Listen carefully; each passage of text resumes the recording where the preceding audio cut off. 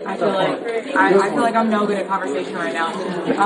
Am I going this way? Awesome. Watch this clip.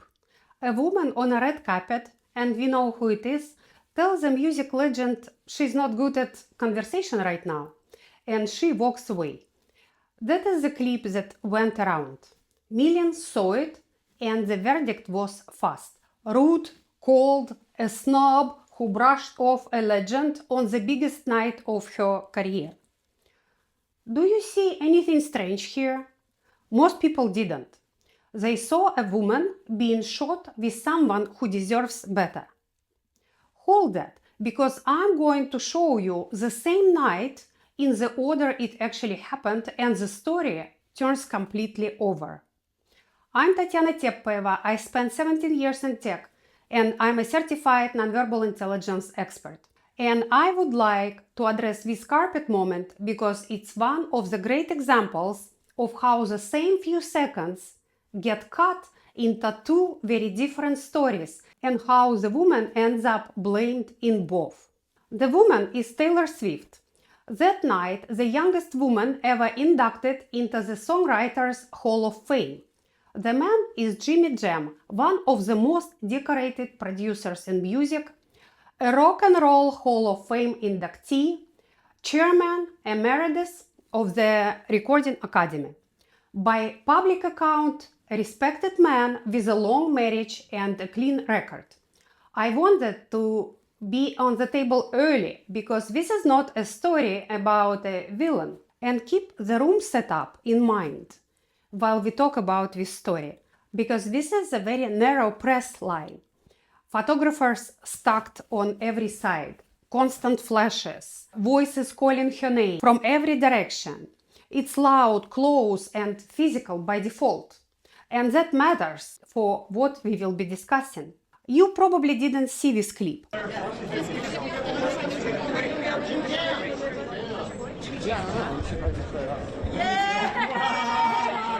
Oh my gosh, are you guys friends? No, we got it. You got it. Same. I'm a big fan. Back it up, back it up. Social out. All right, guys. Back it up. Social Guys, we gotta do it. It's right here. Beautiful. Guys, we gotta take half a step back and then press. Guys, social media. Guys, clear. Come on, come on. I know you can Guys, to your right. Guys, to your right. Everybody to your right now. That's beautiful. Perfect. And one more right here. Read down here.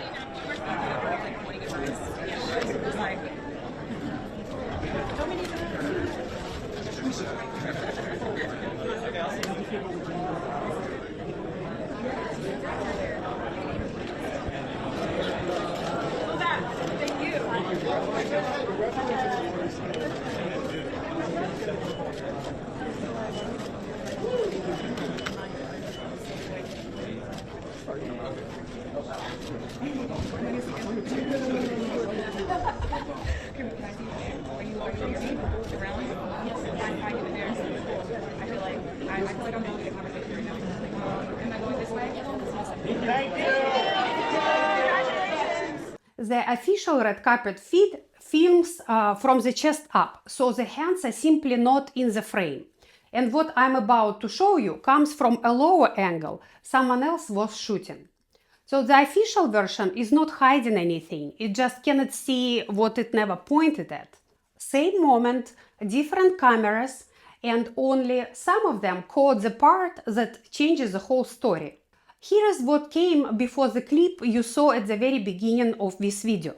She's chatting and doing photos with the young artist Somber. Jimmy arrives. Watch his hand reach towards Somber, and watch Taylor's hand come up and move it.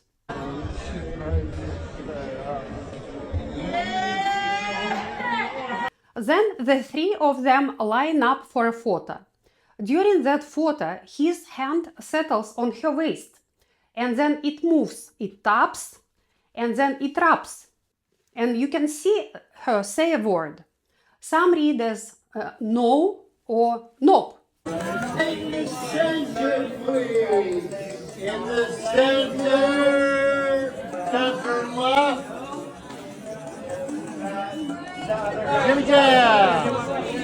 That shoot breaks. She tunes back to finish with somber and doesn't look at Jimmy. We don't know exactly if that no was for Jimmy or as a response to something else from the crowd in front of them, as we don't know what she heard or saw. But when she is done, she tunes to leave and he is in her path. Someone asks for the picture with them. She does that photo on his shoulder.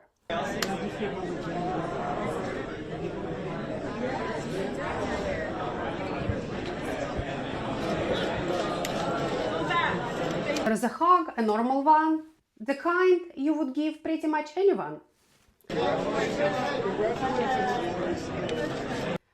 And then watch the hands.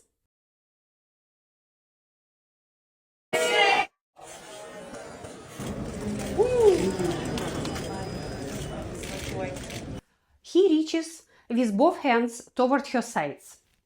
She initiates high five, most likely to interrupt his hand movement naturally, and her palm comes up into the space between them at his face level, and it may look like a block. She takes his hand, holds it, then lets it go. A moment later, he reaches again.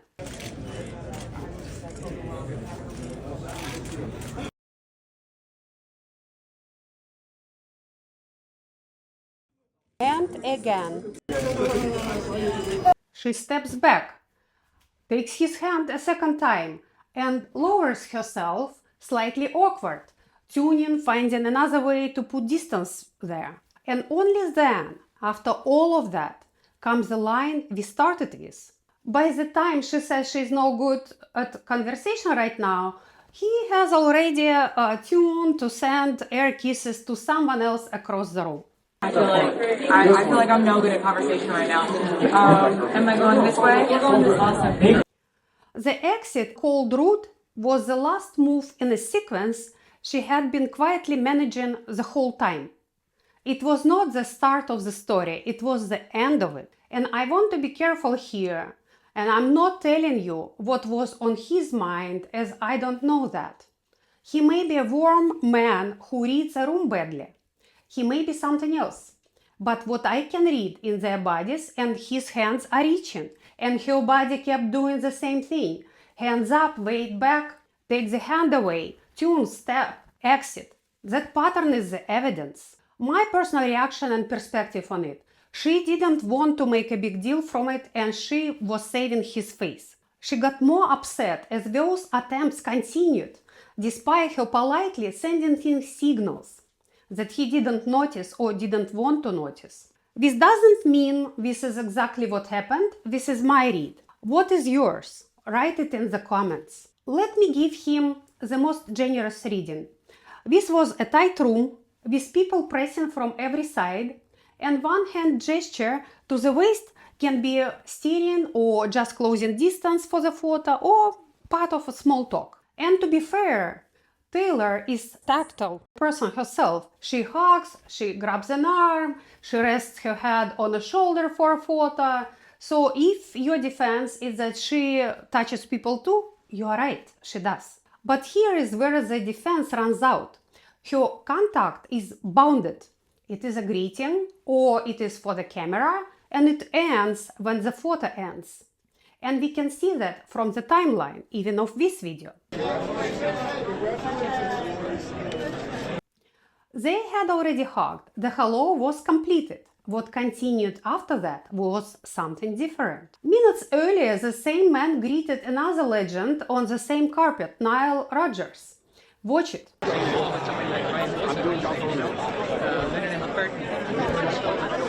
so when it just happened all at once, I was stunned. I mean, I finished it in something like a little bit like an hour or so.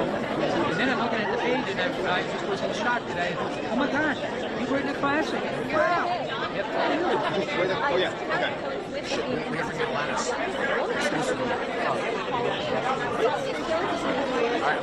A hug and done. His own body shows you what a finished greeting looks like. With Taylor, there was a hug like that too, and then there was more after the greeting was already over. And this is not just my opinion. It's the same man that we can all see. Now, the part that should bother all of us, because the story we see is shaped by how it was presented to us. This moment exists in several cuts online in different order of segments. Some segments are present, some excluded, and I went through the comments on each I came across. They don't say the same thing, they differ based on what version people watched. On the footage that shows his hands reaching her, the room agrees.